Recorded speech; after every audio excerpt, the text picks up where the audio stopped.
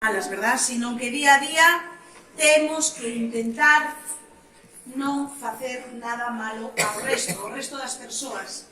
Aquí hai un eslogan moi bonito que é non peches os ollos, é dicir que porque non teñamos nos cerca neste momento unha guerra, non quere dicir que no resto do mundo non haxa, verdad?